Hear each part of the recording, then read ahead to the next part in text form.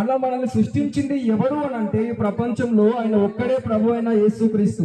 આપણને શેર સૃષ્ટિ કીધું તો પણ કોણ કતો એકલો જ యేసు ప్రభు కదో భగవాన్. మనము ఎందరినో దేవుళ్ళుగా పూజిస్తాము కానీ వారందరినీ కూడా మనము తయారు చేసుకున్నదే.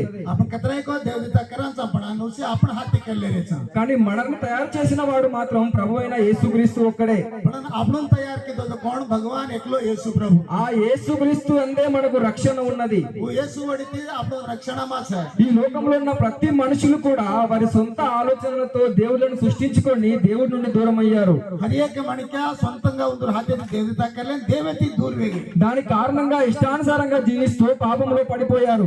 ఈ కారణమైతే ముందు ఇష్టమాదు బస్తాని से పాపం పడిగి. బైబిల్లో ఏమని రాయబడి ఉంది అని అంటే బైబిల్ కాయ లక్ష్మిలేస్ కతో ఈ లోకంలో నీతిమంతుడు ఒక్కడును లేడు.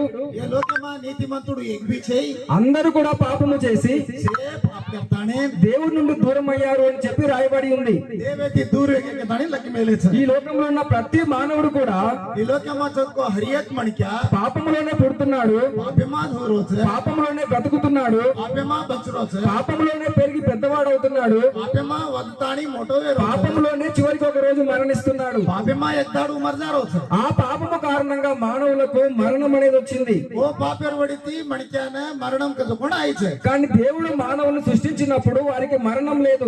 దేవు మణికానికి దోదన మరణం కజం రకోని. కానీ మనుషులు దేవుడి నుండి దూరం అయినప్పుడు పాపము కారణంగా వారికి మరణం వచ్చింది. ఏ మణికా దేవతి కన్నా దూరేగే కోజన్న మోత్ కజకుండా. ఆ పాపము కారణంగా మరణము కారణంగా నరకం వచ్చింది. ఓ పాపమ వడితి మరణమై మరణే వడితి నరకమేం జాయ. ఈ లోకంలో మనం మరణించిన తర్వాత రెండు మార్గాలు ఉన్నాయి. ఒకటి స్వర్గము, రెండవది నరకము. ఈ లోకం आपण మరదామన దీజ్ వాడ్ జావచ. ఏక్ జకోణ స్వర్గమేన ఏక్ జకోణ నరకమేన. మన పైన పాపము కారణంగా మనం మరణిస్తే నరకానికే వెళ్తాం కానీ స్వర్గానికి మనం వెళ్ళము.